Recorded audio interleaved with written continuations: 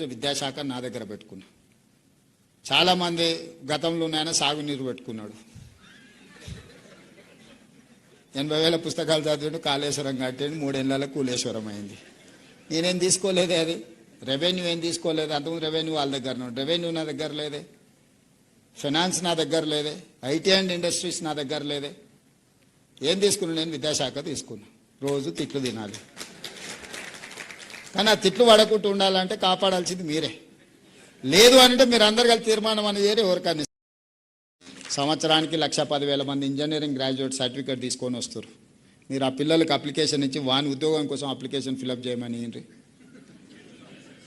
నేను కాదు, మీరు టీచర్లకు మీకే చెప్తున్నాను. మీరు వాళ్ళని పిలిచి ఇంజనీరింగ్ సర్టిఫికేట్ తీసుకొని వచ్చి మీరు చదువు చెప్తున్న ఊరిలో ఉన్న పిల్లలు పిలిపించి ప్లెయిన్ పేపర్ ఇచ్చి ఒక జాబ్ కోసం అప్లికేషన్ ఫిలప్ చేయమని.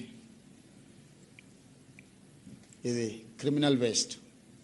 వాడు ఇంజనీరింగ్ చదువుకున్నాను, చిన్న జాబ్ కోడు, స్కిల్స్ నేర్చుకోడు. తల్లిదండ్రులు మా పిల్లోడు ఇంజనీరింగ్ అయింది ఉద్యోగం అంటారు, నా దగ్గరకు వస్తుంటారు కాన్స్టిట్యున్సీ నుంచో బంధువులు, మావాడు ఇంజనీరింగ్ చదివింది, పెద్ద పెద్ద చదువు చదివింది సార్ అంటారు. పేరెంట్స్కి తెలియదు కదా.